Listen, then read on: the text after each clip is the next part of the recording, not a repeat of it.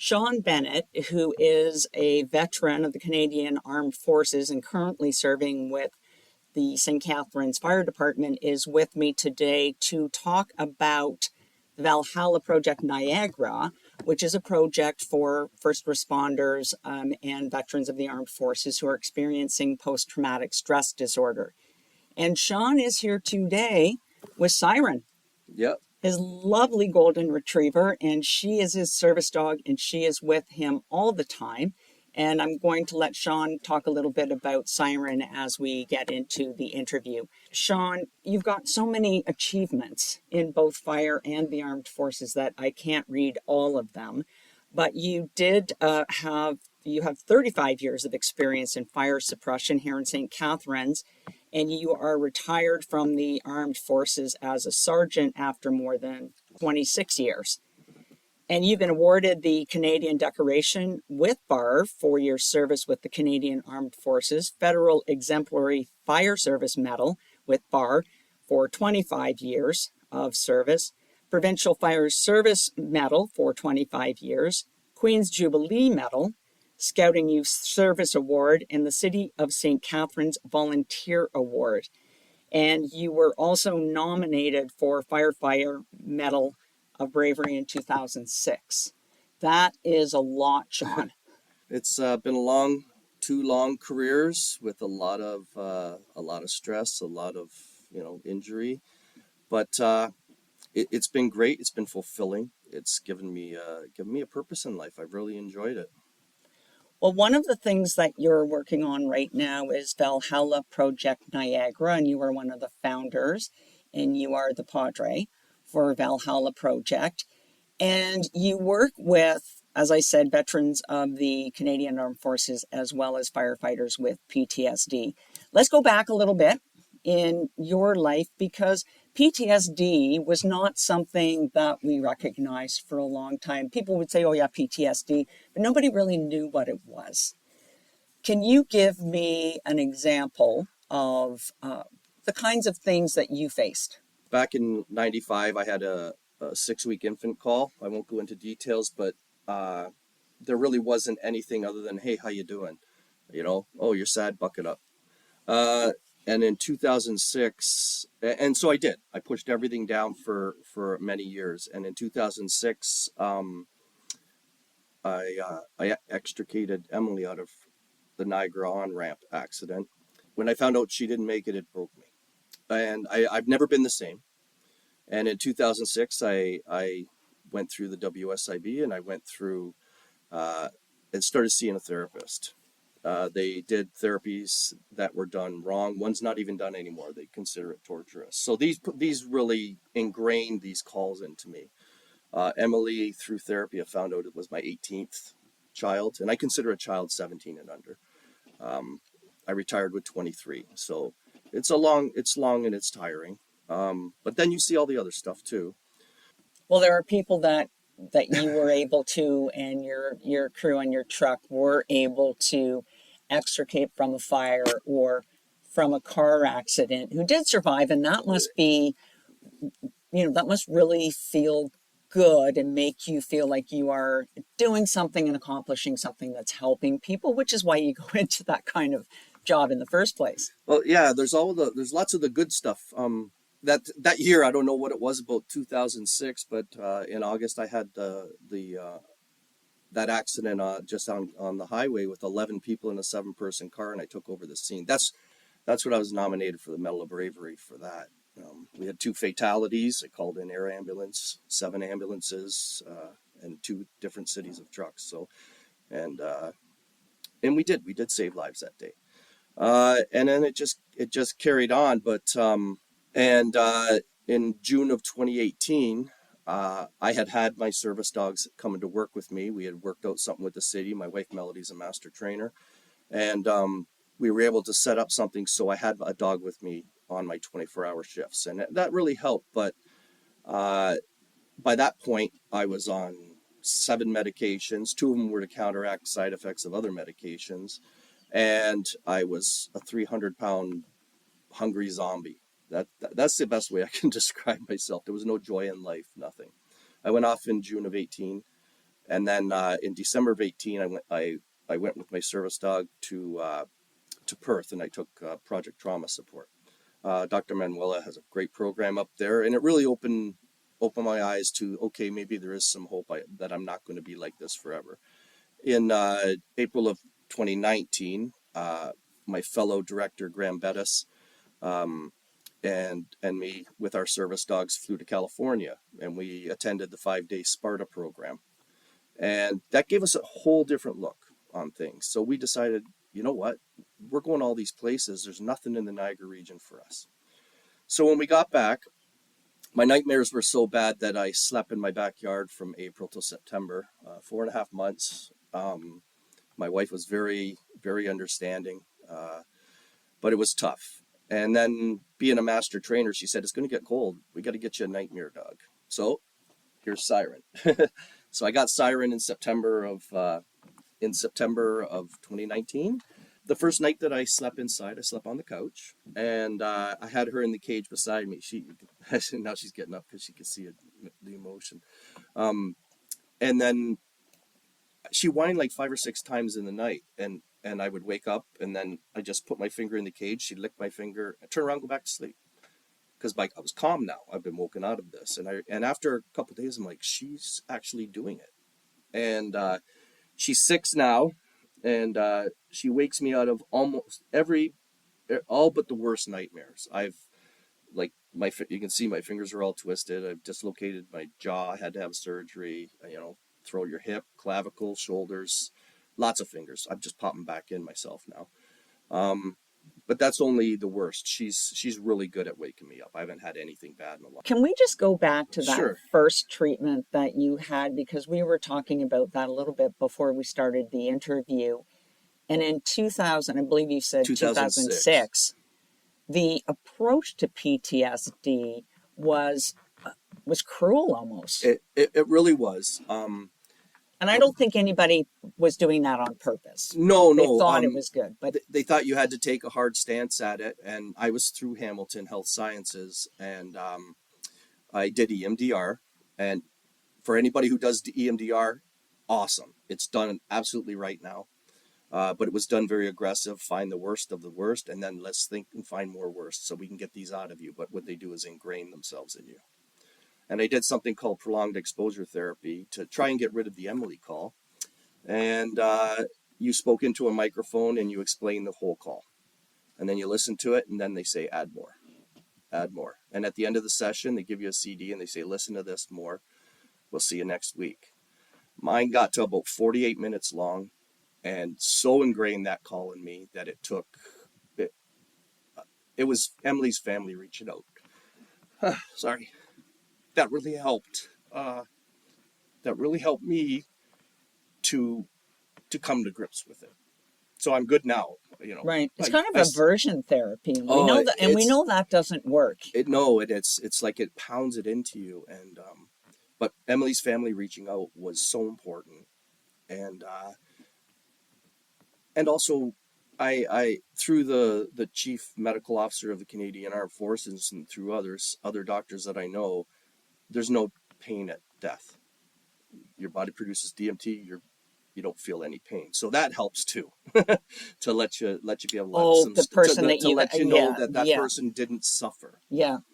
So they were done very, very, very, very aggressively. I started 6 years ago with NPW, and the therapists there have been awesome. I have an excellent therapist, and is this something that came through fire services? I mean, is fire services now recognizing the depth of PTSD and the people who are, what we've talked about, 2 instances, one involved in accident, one involved fire, and that's what fire responds to, both those kinds of calls. Yes. So is this something that St. Catharines Fire is now recognizing and would say, you know what, Sean, we see that you're really stressed out after this call, and we think it would be better for you to take a little bit of time and talk to your therapist, spend some time with Siren and your wife, and just sort of step back a bit?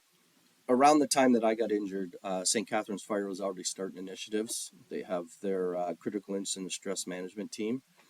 They do a great job. And with I haven't been there in 6 years. So Okay. there's a lot of new things that are out there, but from what I hear, St. Catharines is very, very progressive. Uh, the chief and his deputies and the officers, platoon chief, like everybody, they're not the old crotchety guys Suck it up and from get 30 on with years it. ago. They're Yeah. intelligent people who know. And Well, from some of them must be experienced. Well, all of them, because they all would have been on a truck at some point everybody in sees time. Would something. And St. Catharines Fire has been nothing but good to me. It was tough fighting to get WSIB, but St. Catharines Fire has been nothing but good to me. I'll retire this year, and I have no animosity you might towards have been them at all. a learning curve for them to recognize that something Yeah, and was going on. Let's talk about Valhalla Project okay, Niagara, because this is an initiative that you're doing with a fellow first responder, Graham Bettis. Valhalla Project is it's a 5-day program. So we are a Canadian charity, and all monies that we get go directly to them. None of my directors, my assistant directors, my volunteers, my chef, none are paid. We're all volunteer, and we all have had PTSD and taken different programs, and we all have the strength to do this stuff now. But it's a 5-day program. They show up on Sunday at noon. They stay with us for 5 days. They're fed. There is absolutely no trauma talk. We don't want to trigger anybody, and it's not just veterans and like fire, police, ambulance. There's corrections, border, death doulas, funeral, high high risk teachers, and even more. Like there's a whole bunch of people, and we've had people from as far south. We've had state troopers from Arizona, special forces from Minnesota, and all across Canada and north. And we even raised money and flew a police officer in from Scotland, Jamie, and the, there's nothing over there. So we've really expanded that. But back to it's 5 days. All food, religious or dietary needs are met. Brad Hart is absolutely amazing. Um, also, we do 2 to a room. We have a whole bunch of programs through the week. There's a lot of information. We do not do therapy. We're not their therapists. We're there because their therapists say they can go. It's an information thing course with other. We also put coping skills. Give them coping skills, meditations. As you know, with Counselor McPherson and I, and we're working still to keep our labyrinth in the city. That was very important to I me. want to talk about that in Okay, a second too. Yeah, because okay, that's a whole different okay. concept. I'll Yeah, jump over there yeah. later. But we have a lot of things that we do. Um, we have a few ceremonies, and we have a day where we go out and people walk the labyrinth. We take them to the bee farm. There's so much on bees that you just can't believe how they Okay, work with and us. That's a whole I nother talked one to too. Graham. Yeah, I talked to Graham a couple of years ago, and I am deathly afraid of bees. I got stung by a wasp this summer, and it was the most traumatic thing that had happened to me. I shouldn't use that word. But the thought of going to a bee place where bees land on you, and It's BY's bee farm. okay, He BY's bee does farm. research actually. So, He's what is it very about bees? Because I think there's a lot of people out there thinking, wow, I don't want to go to a place where bees land on me well. on purpose. Um, so BY's the thing about bees is they vibrate at the same vibration when we're happy. So they have a room and it's all meshed. You might get a bee on you, but it's meshed and there's 12 hives, and you go into the room, and as soon as you walk in and you're stressed out, you can hear it go from zzz to zzz, and you can hear the vibration. So, the sound, The sound will go down, and then as you're calming, it slowly comes back up, and you're at the same level as them. so the stress point is when the bee sound gets really Really low. low. That's when they're picking up on there is a serious amount of stress happening in Yeah. this room. But yeah, it's really interesting. There's so much research now into post-traumatic stress disorder that there's too much to keep up on. But these are just a few of the things that we do with them. And on Cave Springs Camp, there's a high angle. So there's a confidence course, and they go up 25 feet. Uh, and it's really cool to watch them. When these people come to the course, and that's of my director's jobs. So there's me. Sorry, there's me who's the president. There's Graham. He started the course with me, and Melody. Melody helped us, but like you said, that's another story for the service dogs. I have Ken Baudet, and he was a combat medic, artillery, and a paramedic. Lyle Renault is also a paramedic supervisor and a volunteer firefighter for 17 years. And Lois Hardman's up in St. Thomas. She's a 30-year police officer. So there's a good group there. One of the jobs for me and my directors is we really study people when they show up. Now, we do have some of our people from before come and take it again. There's no problem. There's no cost, right? But we prioritize new people. We're over 520 people so far with 31 programs that we've done. That's amazing. And we have 6 more planned for this year. So we're on our fundraising kick now. So when we see people come in, they're broken. You can see some people's faces. They don't want to be there. They probably turned around 4 or 5 times on the way there. We get lots of cancellations at the last minute. But we watch them, and we make sure everybody's okay. One of the first things we talk about on Sunday, like we do icebreakers and stuff, but one of the first things we talk about is suicide. Saying the word suicide does not make somebody suicide. So we do that first. Then through the week, as they get this information, they start to get this understanding that they're not unique. What they're going through, like lack of sleep, anxiety, agoraphobia, depression, addictions, and that's not just drugs. That's sex, gambling, physical fitness addictions, all these things, and they start to feel a little bit of shame, and they don't want to do anything.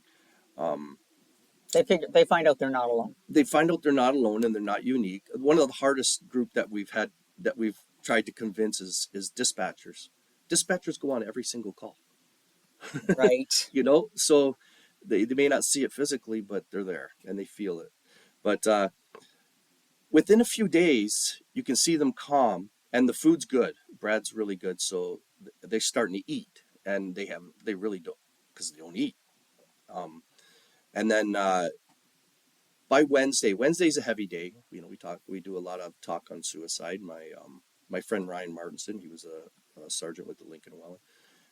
His mother comes in because Ryan suicided a couple years ago, and she comes and does a talk about what it's like in the family. No family picture's the same, Mm-hmm. So it's a very heavy day. Thursday is our fun day and out, and people just they're smiling, they're talking. That must be amazing for you and Graham and the team to see the effect of just 3 days.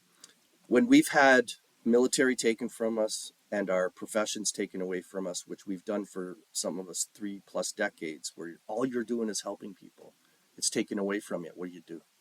This gives us a sense of purpose. Right. The fact that we can educate people, and like for myself, going through such a severe time as they tried to figure out PTSD, I don't want other people to have to go through this stuff.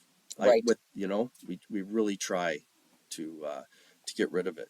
The big stigma is shame. But I just want to say by Friday, everybody's smiling, laughing, joking. We do a messenger group for each cohort, and they stay connected. It's private for just them and the directors. So we have 31 of those, and also we do oath takers on Wednesdays. We have other programs that we do during the week, like when courses aren't being run, from accessibility breakfast, our oath takers group. Everybody's welcome to come online on Wednesday nights. Sunday morning, same thing. Veterans Jiu-Jitsu for free on Sundays, and Thursdays in the summer, free bucket of balls, go out and hit golf balls. So it's beyond the it's 5 days. Beyond just that 5 days. We also initiated a check-in program. I always say check-in save lives. everybody in the group checks in with at least one or two people. That way, everybody knows that they're being thought of, and it makes them also reach out, so it gets them into that Yeah. mode. We got a really well balanced program. Graham's been amazing, and he really coalesced it all together, and he's our talking head. So he's got a master's in psychology. So he does his talks for us. Can we talk about the labyrinth? Sure. Just because we're getting close to the end, and I want to talk. No, that's fine.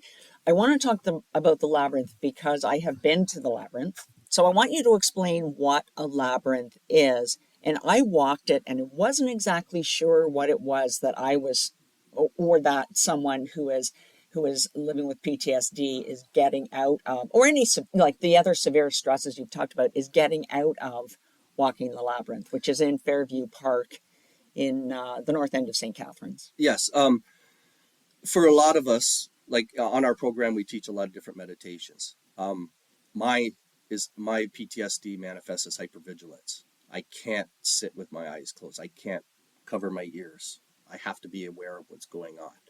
So a labyrinth is a moving meditation. It's also a metaphor for PTSD because, like you can see my tattoo on my arm, I do that so when I'm not near the labyrinth, I can trace it and I can think of it. But there's lots of twists and turns and going back and forth, but there's no dead ends. So as long as you just keep moving forward, and what we say, moving forward in your labyrinth of life, you will find your center. You will find what you need.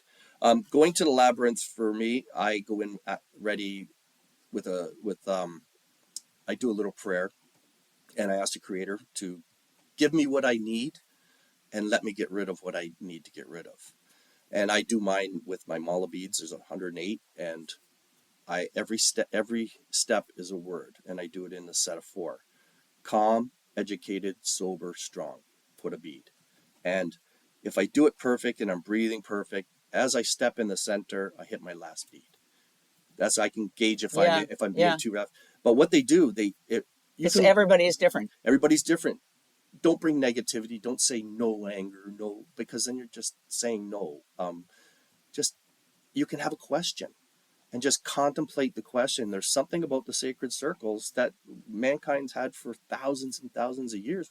You're in a fundraising mode right now. So how do people donate to your program? I believe it's donatevalhallaprojectniagara.com. Goes right into the account. It's on the website. We don't touch the monies. It goes right into the account. Yeah. Like I said, we put everything towards the program. $5, $10, $2, every little bit, because it costs or more would be great. It costs about 25 grand a course. Yeah, and it's free to the people and who it's are free attending. To the people. They're fed, they're housed, they're taken care of, and the speakers are everything from addictions to medications to we even have a WSIB rep come in. So we try and take care of them. We want them to be able to succeed. It's a really wonderful program, and I think something maybe people don't know about. So I hope that people listen to this. I'm going to pound this out again and again and again to try and get some donations for you. And so, Sean, we're going to finish up here so that I can say, Siren, you are a really good girl, and she's still lying down beside you. I'm assuming when we stop and start moving around, Simon's going to want to join the conversation again. So thank you for coming in. Can I just say one thing? Our website right now is we're almost finished putting our new website together. So you can still get the same information, just it's not as updated. You can listen to all episodes of Life Unscripted, Stories of Mental Health and Addiction on your favorite podcast app or on my website at lifeunscripted.ca.